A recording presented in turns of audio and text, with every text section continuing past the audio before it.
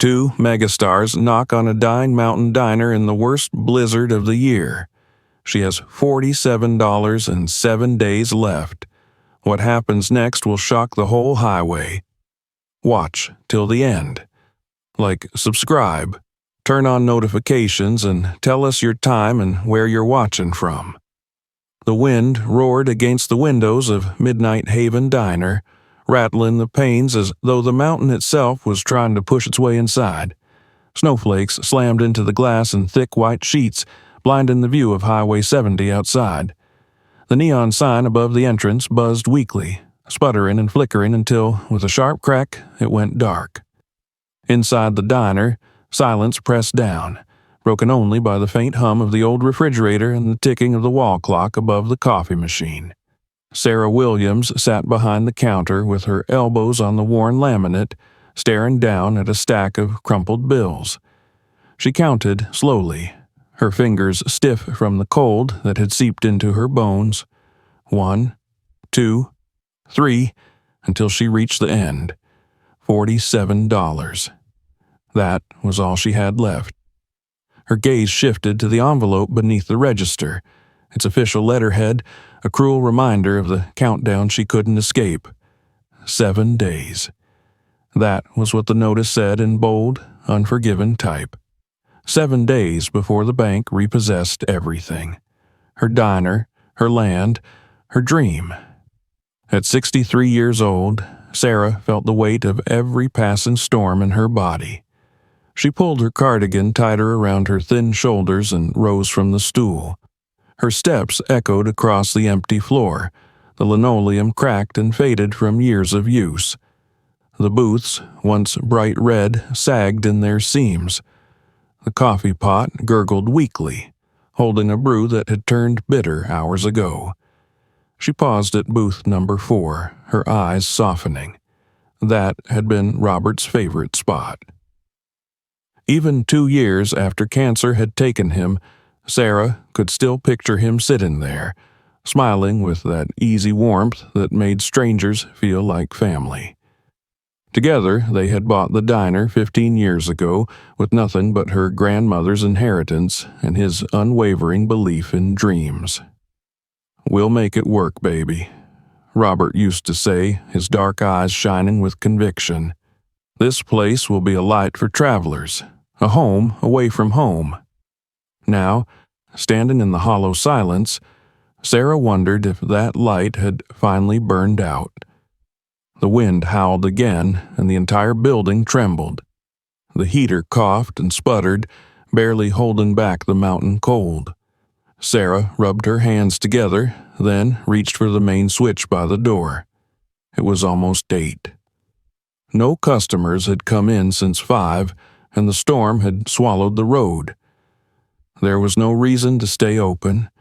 No one would find her here anymore. Not since they built the new highway interchange 10 miles south. That road had stolen the lifeblood of her diner. The steady stream of truckers, travelers, and families had dried up overnight, rerouted to shiny gas stations and fast food chains. Her little diner had become invisible, left behind in the shadows. Sarah's fingers touched the switch. One flip, and the light would go out for good. But then she froze.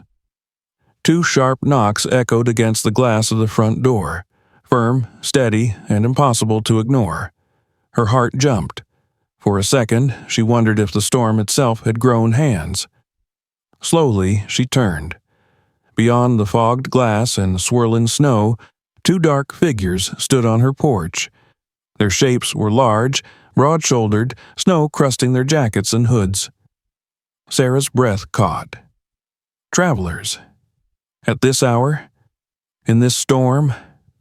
Cautiously, she stepped to the door, her slippers whispering across the linoleum. She hesitated with her hand on the lock. The smart thing would be to turn off the lights, pretend the diner was closed, and wait for them to leave. But something in the way they stood, patient, not pounding, not forcing, made her unlock the door. The storm slammed into her the instant she opened it, a blast of freezing wind and flying snowflakes. The two men stood on the threshold, their faces half hidden beneath hoods, their jackets stiff with ice. The shorter of the two lowered his hood first. His square jaw, piercing blue eyes, and unmistakable features were ones Sarah had seen 1,000 times before, but only on her son's old posters. John Cena. The taller man followed, pulling back his hood to reveal a wide, disarming smile and a presence that filled the doorway like sunlight through storm clouds. Dwayne "The Rock" Johnson. For a moment, Sarah simply stared, not because she couldn't recognize them, but because it felt impossible that these two men, icons her son adored, men whose faces were known in every corner of the world, were standing on her snow-buried porch, asking silently for entry. "Evening, ma'am," Cena said, his breath fogging in the air. His voice was polite, even gentle, though his frame blocked half the door. "We, lost the main road. GPS tossed us onto this old stretch. Our SUV's stuck down the hill." Johnson gave a small nod, brushing snow off his shoulders. "We don't have cash on us. Wallets and cards are with our crew in Denver. But we're frozen and, well, we saw your light. Could we just wait out the storm inside?" Sarah blinked, her hand still gripping the doorframe. They had no money. Her register held only $47. Her cupboards were nearly bare, and yet, in their eyes she saw not the invincible strength of men the world admired, but simple exhaustion. Two travelers, beaten by the storm, desperate for warmth. Her instinct warred with her reality. Logic said she couldn't afford it. Compassion said she couldn't refuse. Her husband's voice whispered in her memory, "A light for travelers, baby. A home away from home." Sarah stepped aside. "Come in," she said. "You're people, and people don't freeze on my porch." The two men entered carefully, stamping snow from their boots. The diner's warmth, thin as it was, enveloped them instantly.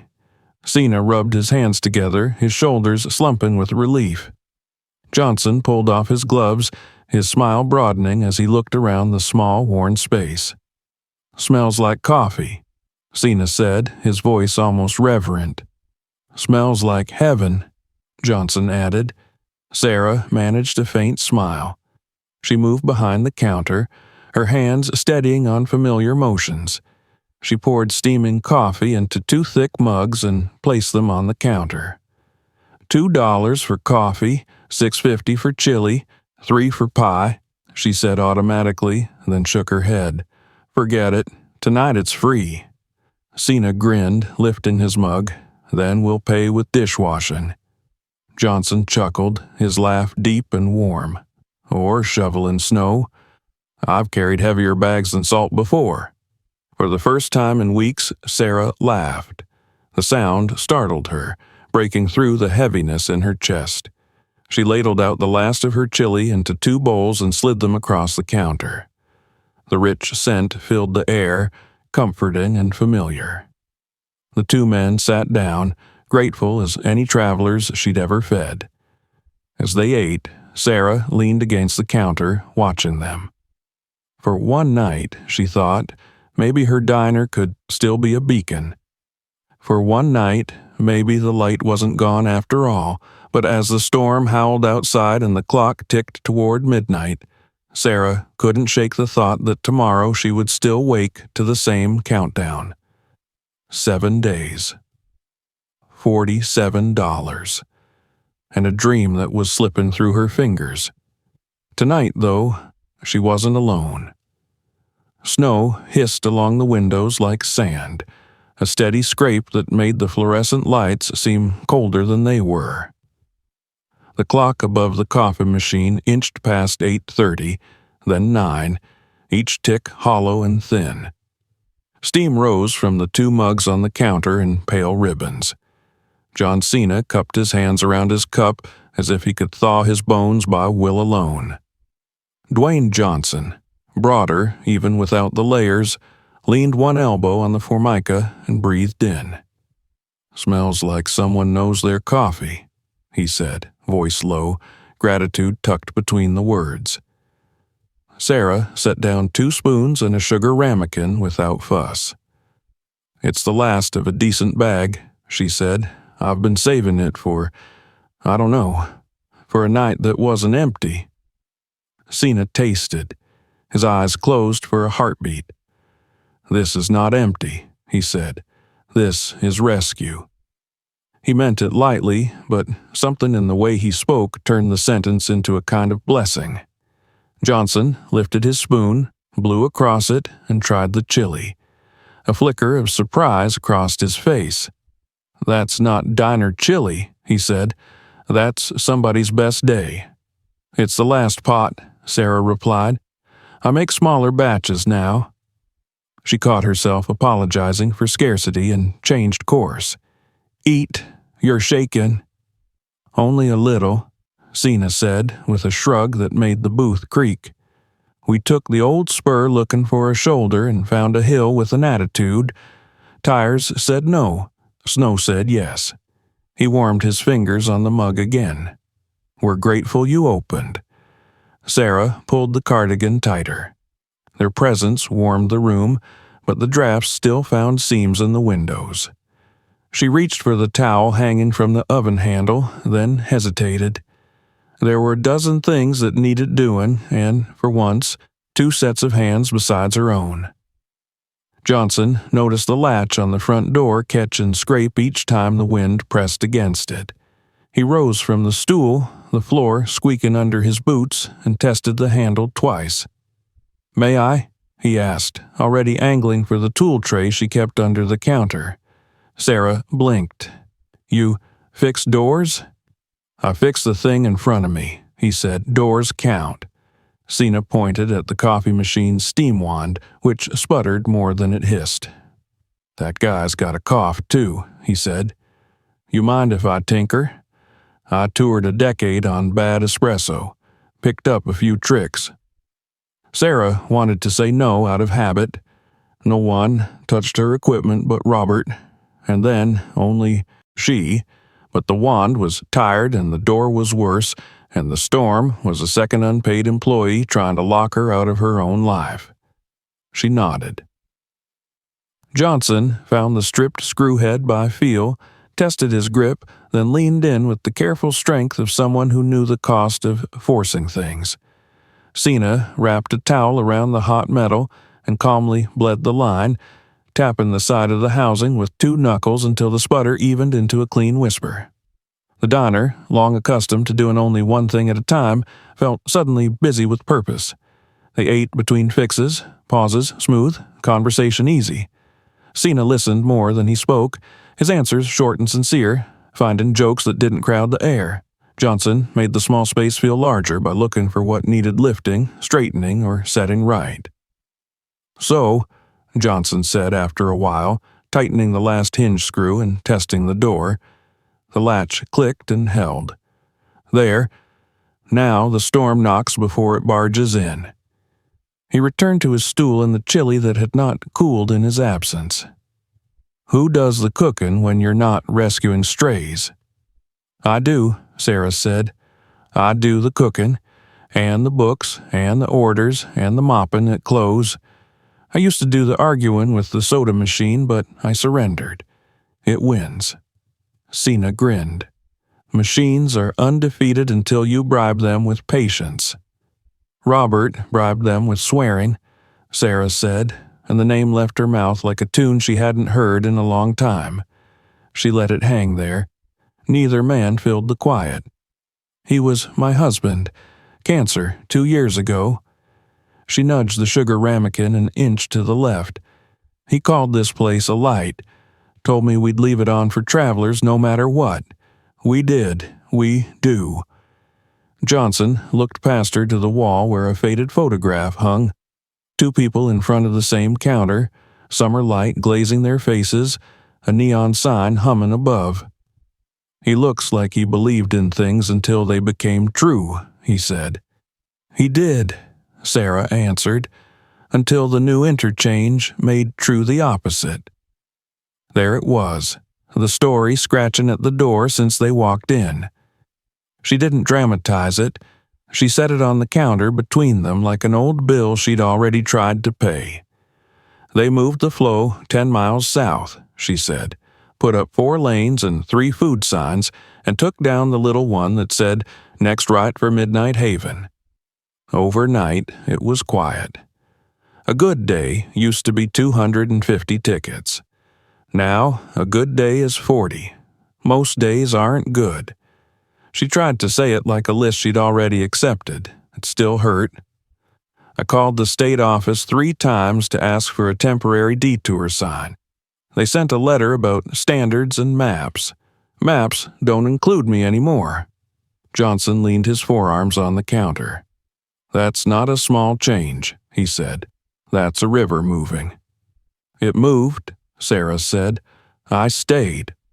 She nudged the register drawer with the back of her hand, not opening it, just feeling the weight of emptiness.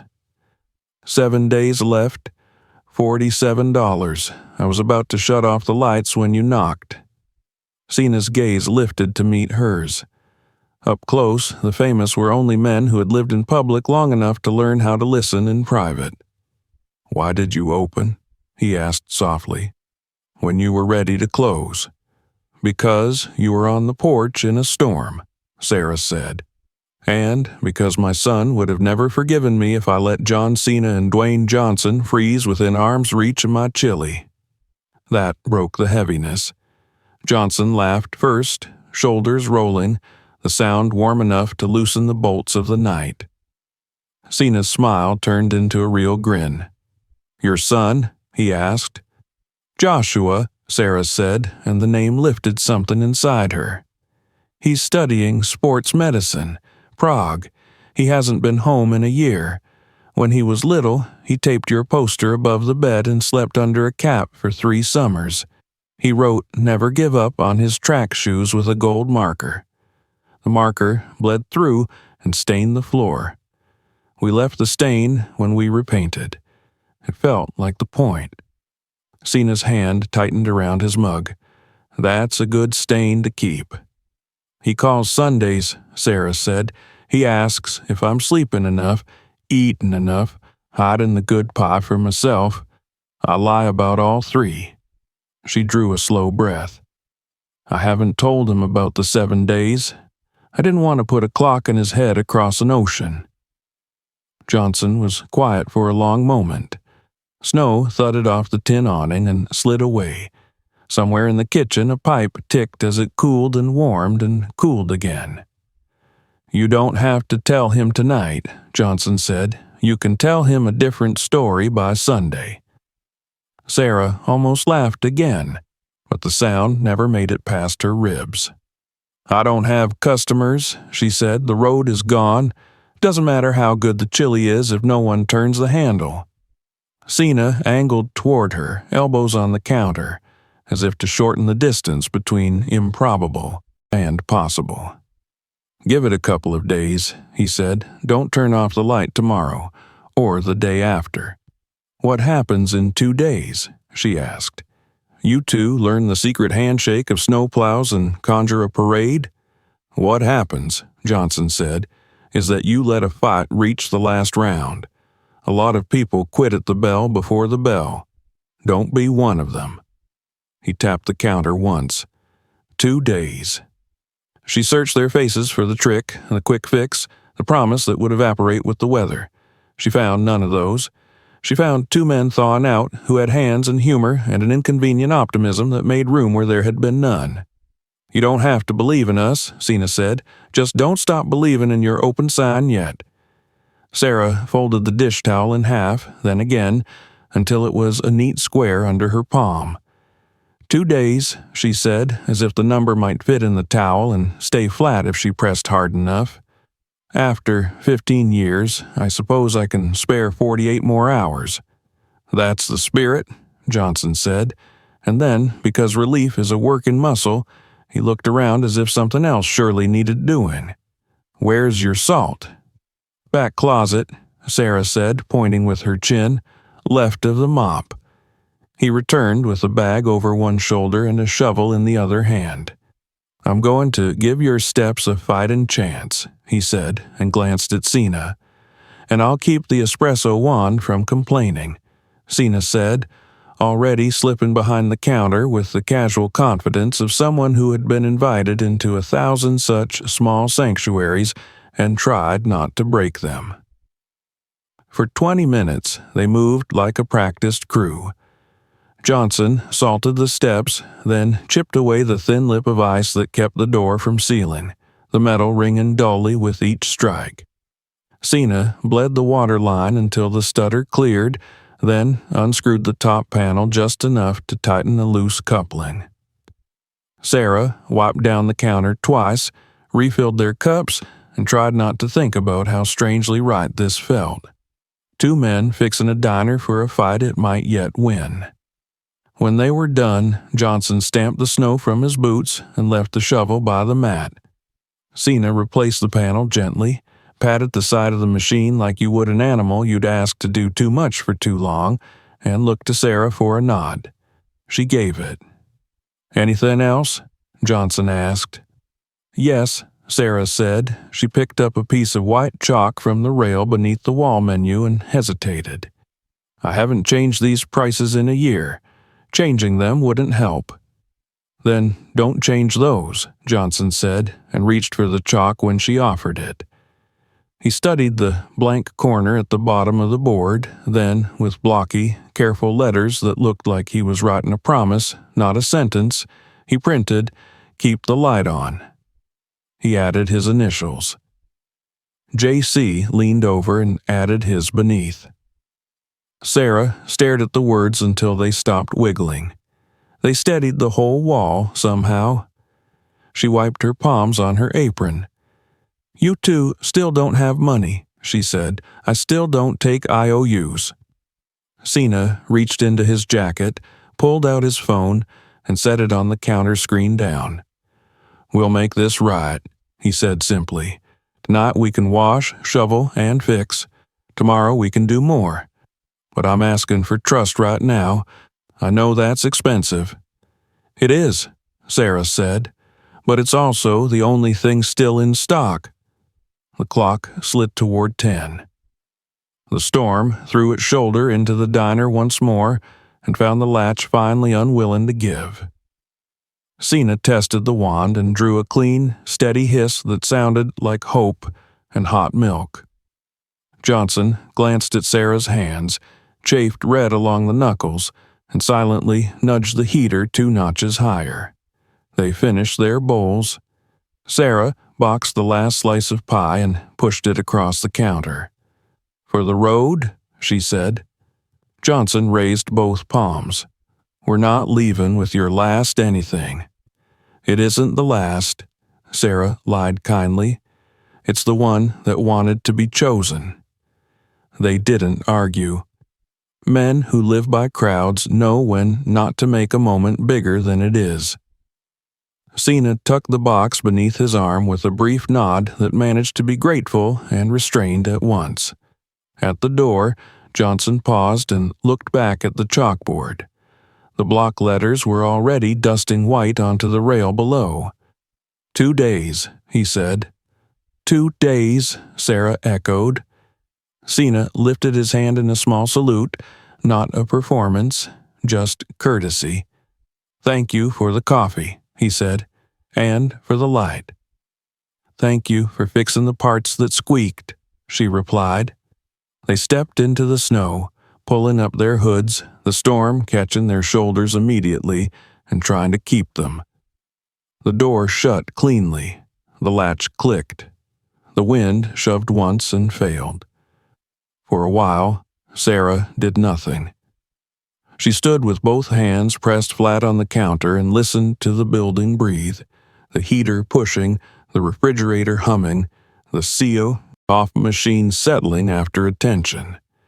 Then she turned off the overhead fluorescents and left the little lamps glowing by the window, the kind of light you can see through weather if you're looking for it.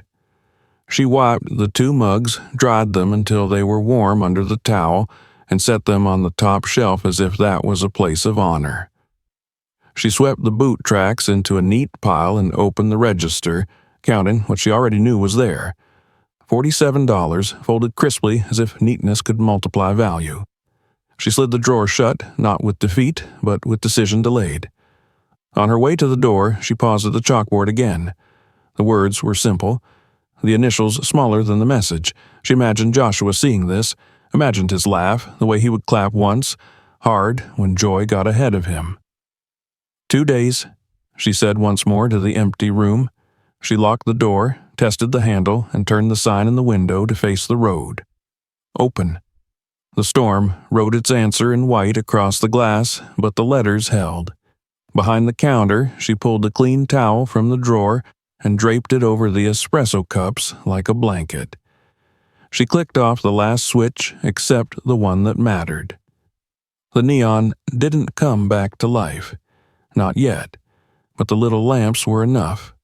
A low, steady glow pooled on the counter, reached across the floor and climbed the door to rest against the word they had left her. Keep the light on. She would. For 2 more days, she would. The storm had not vanished overnight, but its rage had dulled into silence. A pale sun, hazy behind clouds, gave the morning a strange glow, like light straining through frosted glass. Sarah stood at the counter of Midnight Haven Diner, fingers wrapped around a chipped mug, staring at the quiet road outside. Snowdrifts still pressed high against the pumps, and the lot looked untouched except for the wind-carved ridges. She should have closed. She should have called the lawyer, told the bank it was over, turned in her keys. But she hadn't. The chalkboard still carried the words the 2 men had left behind. Keep the light on. JC and DJ. Her son, Joshua's face, came to her in memory, the wide-eyed boy who had once run around the diner shouting wrestling catchphrases. Never give up, he used to chant, bouncing on the red vinyl booths. She had smiled then.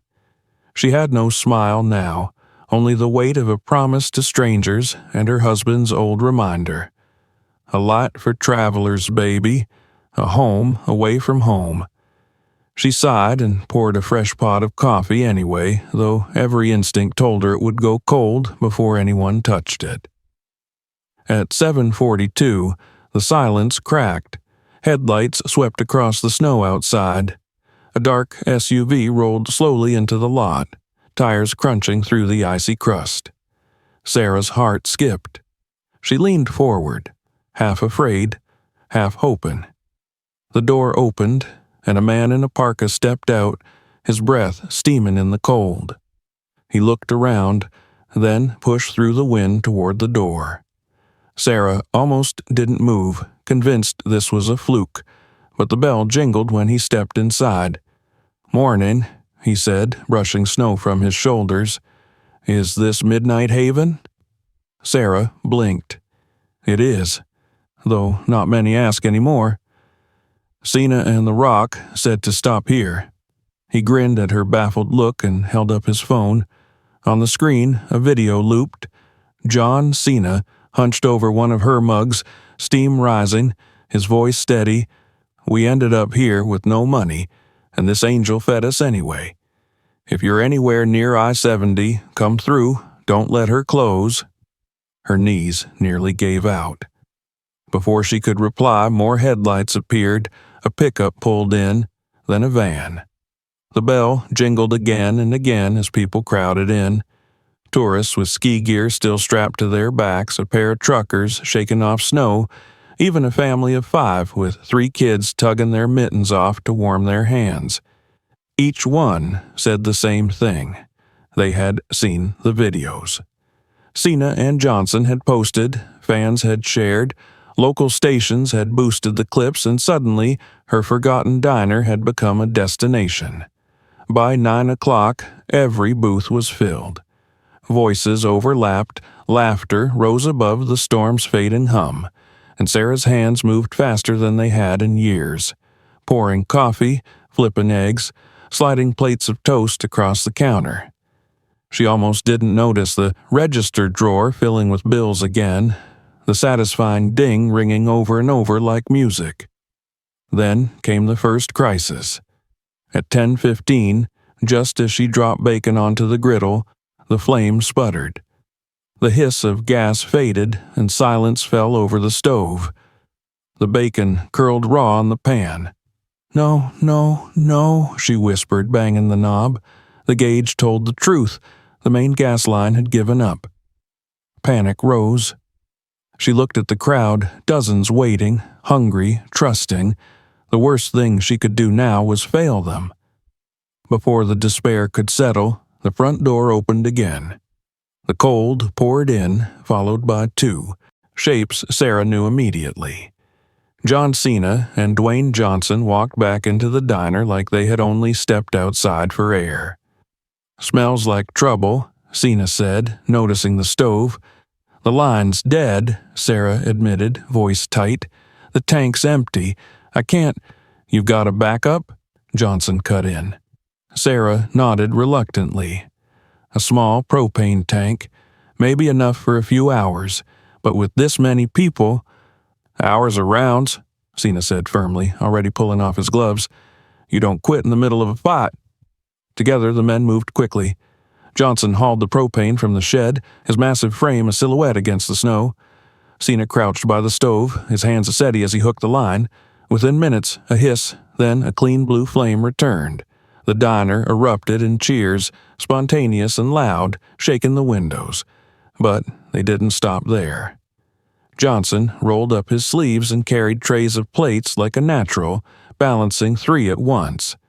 Cena slipped behind the counter, sliding orders to waiting customers, calling out booth numbers with the cadence of a ring announcer. "Champions Breakfast, Booth 3, he boomed, and a family of 4 clapped as the kids shouted back, "Never give up." The crowd roared with laughter. Sarah felt her throat tighten, tears threatening as she moved among them. For months she had stood alone in silence, and now the diner throbbed with life, because 2 strangers had believed in her light. By noon, the place was overflowing.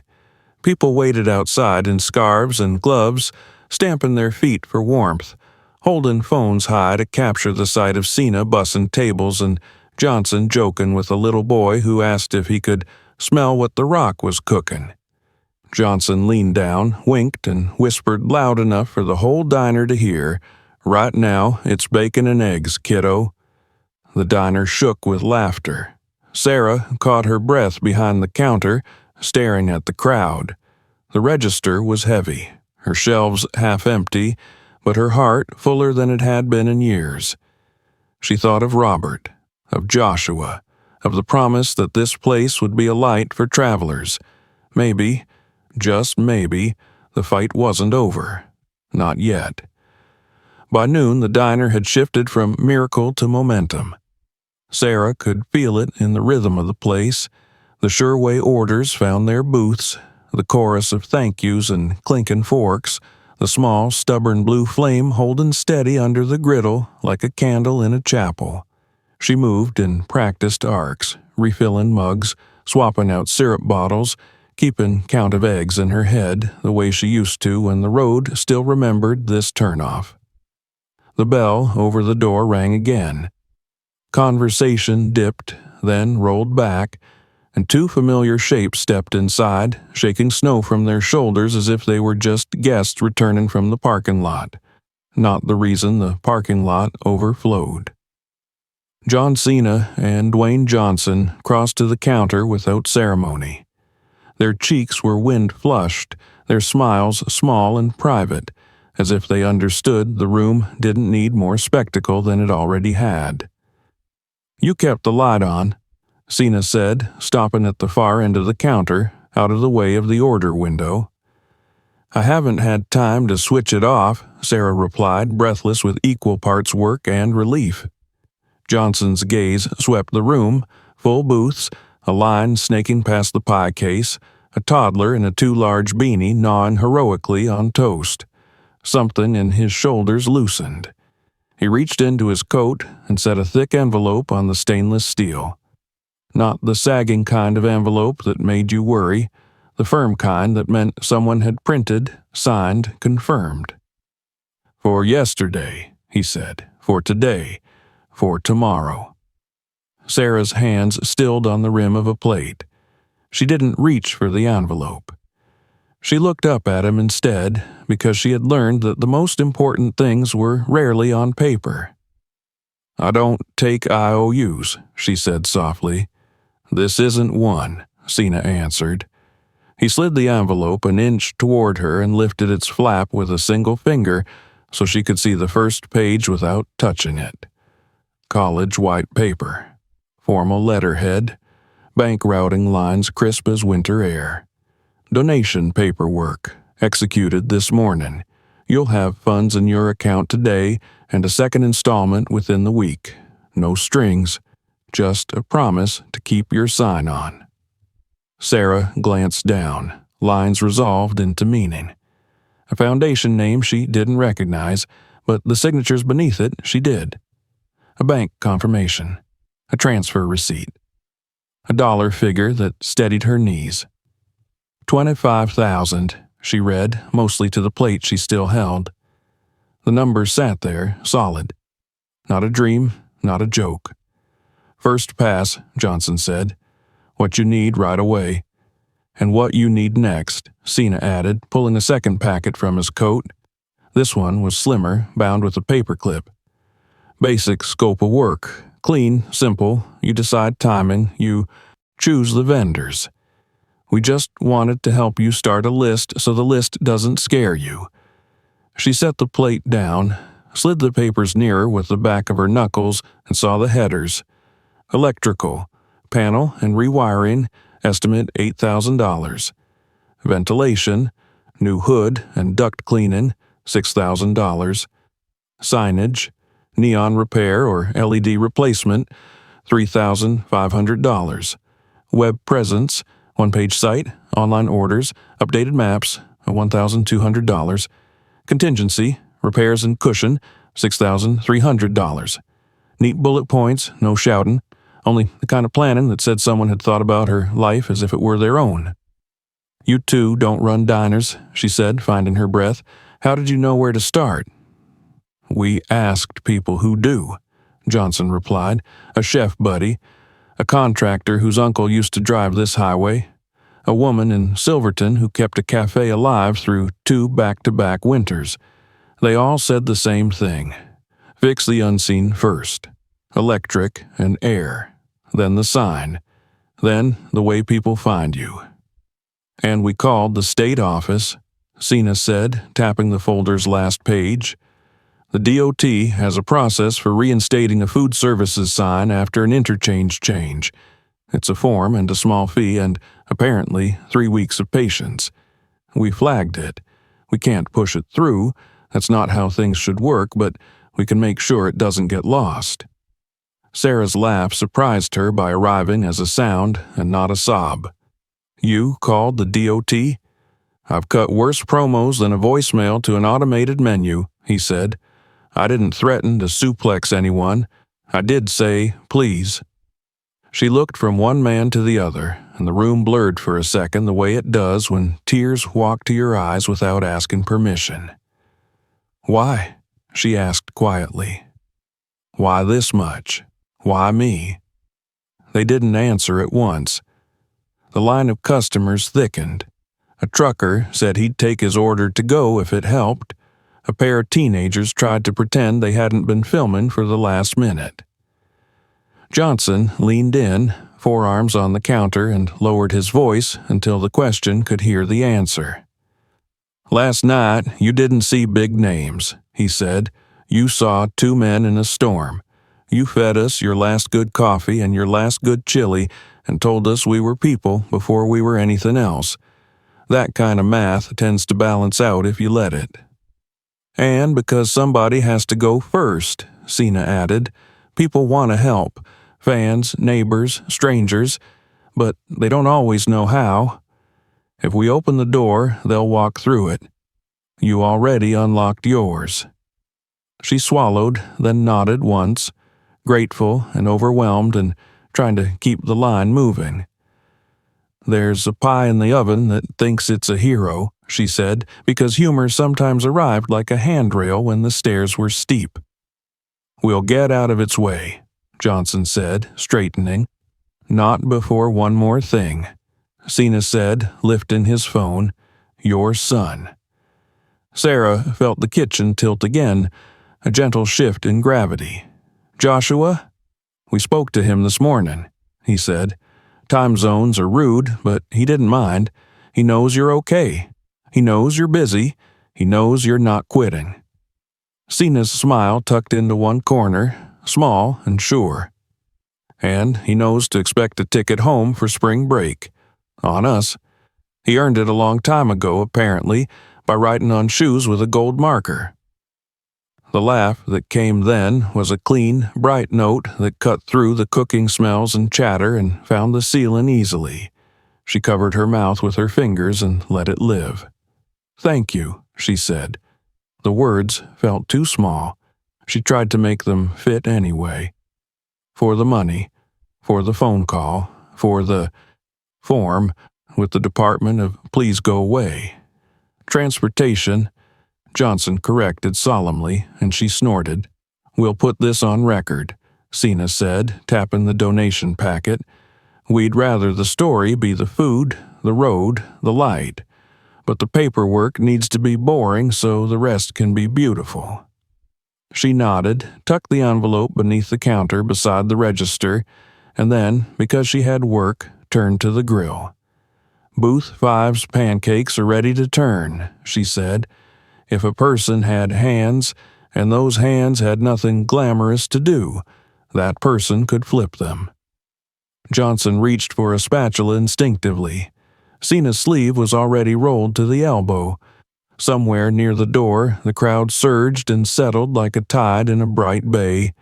They stayed through the lunch rush and left when the room had shifted from overflowing to merely full, when the crisis energy had softened into the hum of a working day. At the door, they paused beneath the chalkboard. The block letters were smudged at the edges where steam had kissed them all morning, but they held. 2 days was a good bet, Johnson said.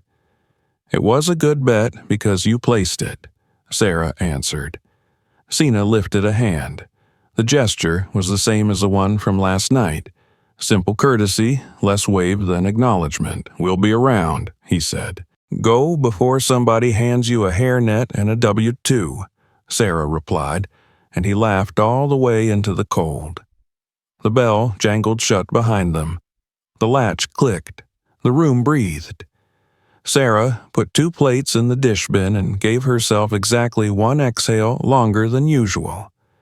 Then she went back to work. 3 weeks later, the mountains wore late winter light like a thin scarf, blue shadow stitched to white. A road crew truck idled on the shoulder of Interstate 70. 2 men in reflective jackets wrestled a rectangle of aluminum onto a pair of posts, while a third checked a clipboard and nodded once, satisfied. Drivers, coming from the east, saw it first, a clean white panel with a fork and knife icon, and block letters that did not shout, did not beg, simply pointed. Food next right. Midnight Haven. Beneath it, smaller yet impossible to miss, an arrow. Beneath the arrow, nothing but air and snow and the old spur, still and patient, waiting to be remembered. In the diner, the new hood hummed without complaint. The lights over the counter glowed warm without flicker. A web tab on the old tablet showed an inbox full of online pre-orders with notes like, "Saw the story," coming through with the kids and detouring 40 minutes for pie. Worth it.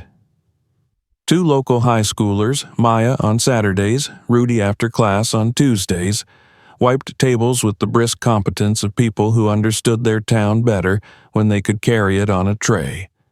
The electric panel in the back no longer smelled faintly of dust and worry. The neon in the front still needed love, while the sign shop built a new face. A temporary LED outline painted the window in a steady red that anyone could read from the bend. At 10 to dusk, Sarah stepped outside with a fresh pot of coffee and 2 small paper cups. She set the pot on the porch rail to cool in the thin air and looked down the road the way she had learned to as a girl, one eye on weather, one on distance. A pickup turned at the old marker. A family sedan followed, the driver pointing and smiling as if he'd found a secret he couldn't wait to share. She poured a splash of coffee into each cup and let the steam brush her face. The cold nipped at the corner of her eyes until they watered a little. She didn't mind. Inside, above the pie case, the photo of Robert sat level at last, no more cockeyed tilt. Next to it, a new frame, a screenshot of a video call with Joshua grinning so hard he had to squint, and two broad-shouldered men crammed into the top corners of the frame, each giving the camera a thumbs up like they were trying to make room for the mother in the middle of the picture. The bell over the door rang.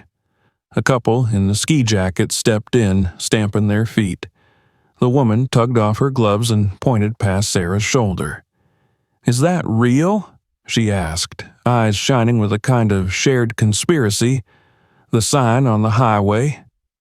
"It's as real as the chili," Sarah said. "Find a seat, darling. I'll be right with you." They took a booth by the window, the one that had been Robert's favorite. She smiled and let them have it. The road had brought them, and the road would carry them on again, and for an hour the world would be exactly the size of a table and two steaming bowls.